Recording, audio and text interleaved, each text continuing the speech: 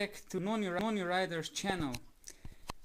In today's clip, we're gonna touch a little bit the hydraulic brakes once again, but this time it's some kind of serious trouble with the serial production of SRAM brand. This is SRAM guide.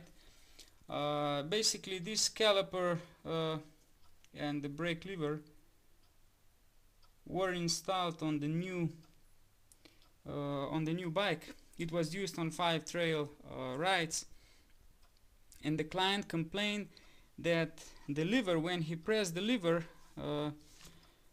it suddenly just stick inside and didn't move out of in the origin position. Another thing was on the brake caliper,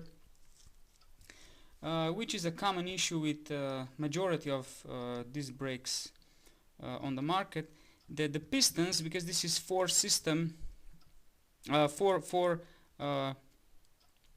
piston system, it just didn't work linear. So that means maybe one side went out and another side didn't get inside, and they were not modulating in the same movement. The stroke was different and so on, and he was feeling this kind of annoying. So the first project was to solve what kind of problem happened inside the lever.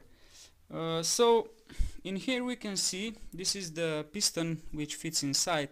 We have a spring in here which moves when you press the piston. The spring moves the piston back on origin position. This is the hole where the lever have a rod when pressing on this thing. So the first problem is actually, if we take a look, the surface on this area, it's a little bit black and very rough as well in here. That means this side of piston was rubbing against the housing, including the inner part of the housing, but it's hard to see without the proper light. It's kind of damaged. Additionally, also the conical seal is very damaged, because this is a kind of different type of I'm calling it dynamic sealing. When the piston moves in this side, have no resistance, it doesn't provide any sealing at all. But when you press in the opposite direction, then the piston just twisted a little bit backwards and push the oil, the hydraulic oil, through the pipe.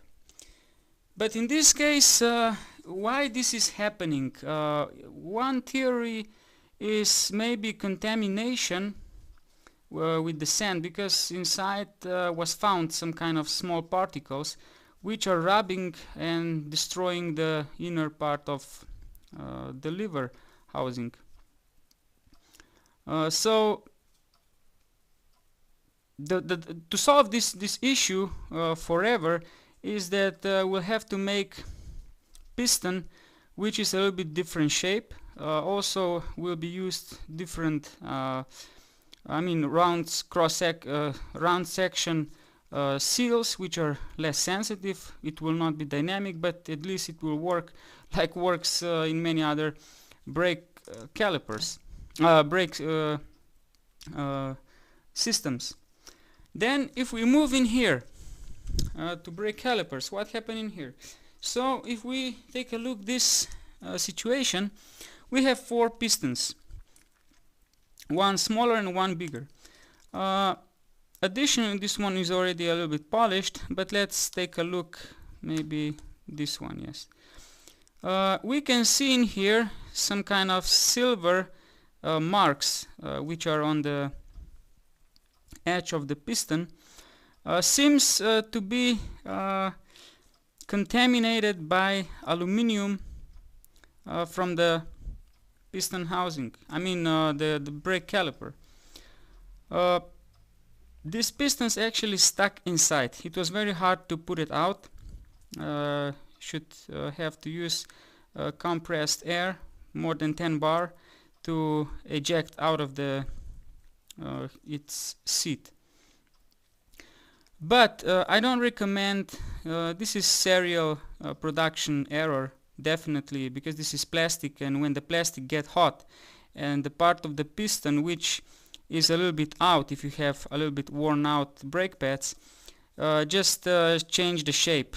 This kind of shape should supposed to be round and straight, but it's not. At the edge is like a trumpet. It was measured on profile projector and has almost 0.2 incline on the outer part of the piston.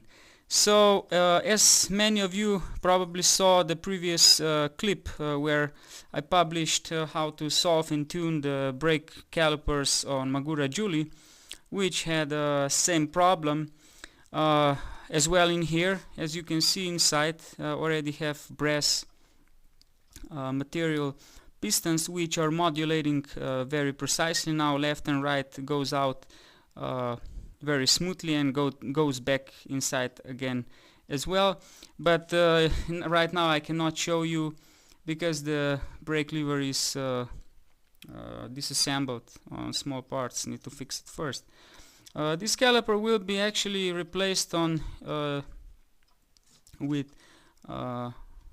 the spare one which is on the bike. The client will bring it maybe within few days, and maybe we'll make additional movie to show you how it works. The most important of this solution is that when you create the pistons like this, but with the brass material, that you use a brass with a higher or let's say the highest amount of lead material, which is very gentle to aluminum housing, and it's also greasing the connection between the piston and the brake caliper. Also very important is that you know and you make negative angle when producing or machining the pistons, with the negative angle between 0.1 until 0.3 degrees incline. So that means it's kind of conical, but not in trumpet like in trumpet shape like this one. So it's very good for guiding, because the cone is guiding through the seal very precisely. So when it goes back, the seal is squeezing it, and it automatically by itself it goes inside to origin position. It was already tested on the many other brake systems, not on cross-country bikes, but on heavy-duty bikes like for trail or downhill bikes, and the clients were very satisfied. They said that even overheating the brake system is much more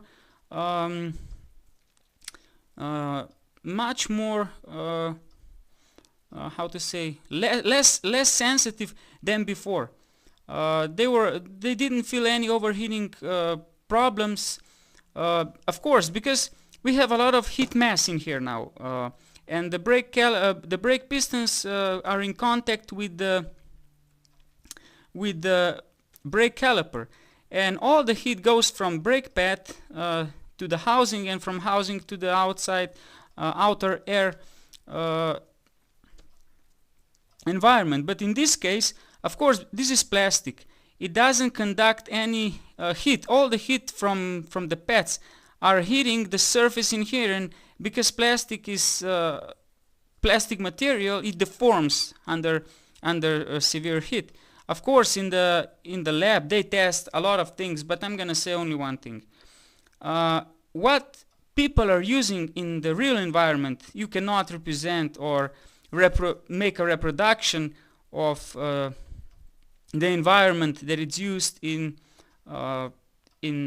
real life, because real life is random, and in the lab is something that you take in consideration, but it's not randomly happening. So in here it's also what when you clean the bike. This particular client was claiming that he was using some strong degreaser because everything was from mud and so on, and from oil and etc.